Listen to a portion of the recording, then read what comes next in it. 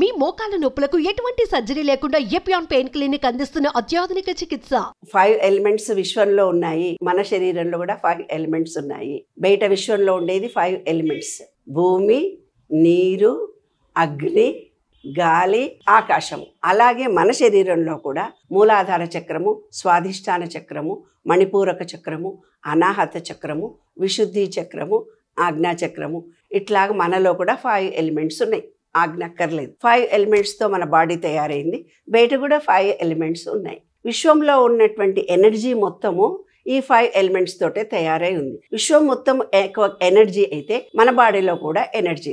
ఈ energy levels, విశ్వంలో ఉండే ఎనర్జీ లెవెల్స్ డిశ్చార్జ్ అయినప్పుడు, అంటే భూమితత్వం మనలో నశించినప్పుడు, తర్వాత గాలితో అనుబంధం లేకుండా ఉండడము, సూర్యుడితో అనుబంధం లేకుండా ఉండడం, ఆకాశాన్ని చూడకపోవడము, ఇలాగా మనము ఏదైతే మన బాడీలో ఉండే చక్రాల్లో ఉండేటంటే పాజిటివ్ ఎనర్జీ పాయింట్స్ అని అంటారు నాన్న. వాళ్ళే భూత చక్రము, ఆ చక్రము, ఈ చక్రము భూతాలు అని చెప్పారు. అవి చక్రాలు కాదు, భూతాలు కావు, అవి ఎనర్జీ పాయింట్స్. మనకి ఎనర్జీ పాయింట్స్ లో ఇవాళ సూర్యరశ్మి కిరణాలకు మన బాడీ తగలటం లేదు. అదే మీరు అడిగిన డి. అయితే దాని రహస్యం ఏమిటయ్యా బాబు అంటే, విశ్వంలో ఉండే సూర్యుడికి మన బాడీలో ఉండే మణిపూరక చక్రం దగ్గర డైజెషన్ కెపాసిటీ ఒకటి ఉంటుంది. ఆ డైజెషన్ కెపాసిటీ ఇది విబ్జిఆర్ లో మీకు సూర్యుడికి 7 రంగులు చూపిస్తారు నాన్న. విబ్జిఆర్ లోని 7 రంగులకు 7 గుర్రాలు చూపించారు పెద్దవాళ్ళు. అంటే ఏంది, సూర్యరశ్మి కిరణాల్లో 7 కలర్స్ వస్తాయిరా బాబు. మార్నింగ్ ఈవినింగ్ నువ్వు చూస్తే నీ బాడీకి కావాల్సిన విబ్జిఆర్ కలర్స్ వస్తాయని దాని యొక్క అర్థం. అంతే.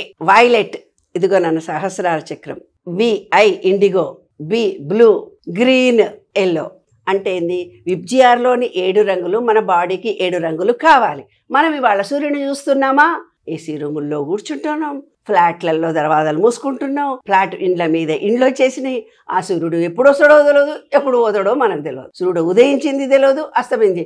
ఎండొచ్చిందా, వానొచ్చిందా, చలొచ్చిందా, ఈ 3 మనం చూస్తున్నాం. ఈ విశ్వంలో ప్రపంచానికి, ఈ విశ్వంతోటి అనుబంధం పూర్తిగా మనకు తగ్గిపోయింది. ఎప్పుడైతే మన బాడీలో డి తగ్గిపోయిందో, ఈ విశ్వం మొత్తంలో ఉండే ప్రతి ఒక్కళ్ళు డి వేసుకోండిరా, డి వేసుకోండిరా, డి వేసుకోండి. ఇంకొకటి, ప్రకృతిలో ఉండే పర్యావరణాన్ని మనం అందరం నాశనం చేసినాం.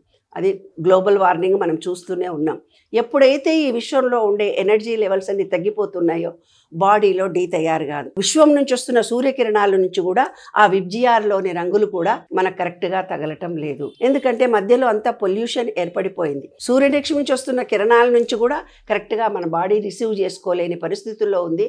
అంత పొల్యూషన్ ఉంది. విశ్వం మొత్తం పొల్యూషన్తో నిండిపోయి ఉంది. కాబట్టి ఇవాళ మనం అందరము డి వేసుకుంటున్నాం. డి లేకపోతే ఏ చక్రము పనిచేయదు. శరీరంలో రోగాలు తగ్గవు.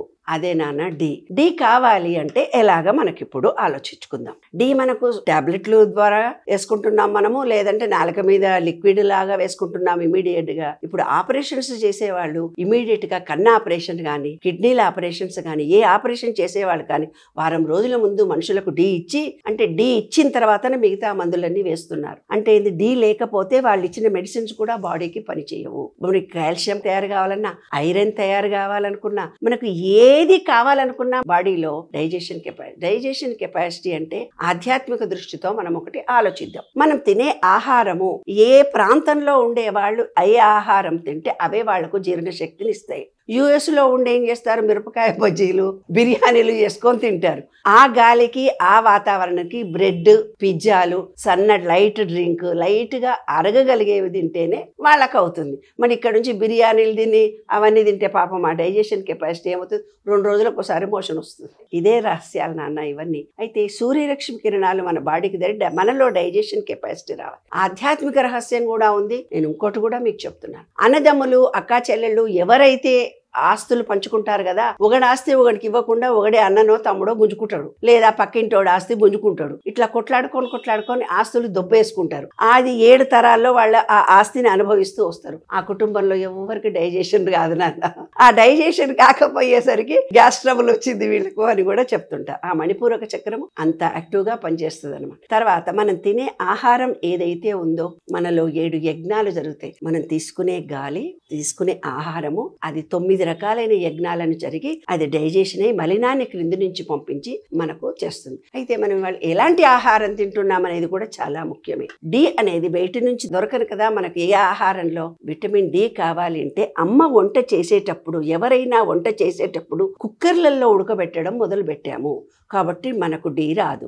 ఏదైతే తల్లి వంట చేస్తోందో ఆ వంటని మామూలుగా పోపు వేసి కూర వేసి మూత పెట్టి పెడతాం నాన్న, ఎవరమైనా వంట చేసేవాళ్ళు. చేసినాక ఆ మూత తీసేసి సూర్యరశ్మి కిరణాలు దాని మీద తగిలేటట్టుగా చేసి ఓపెన్గా చేసి కూరను కనుక కలిపి మనం ఆహారాన్ని తింటే మనకు డి వస్తుంది.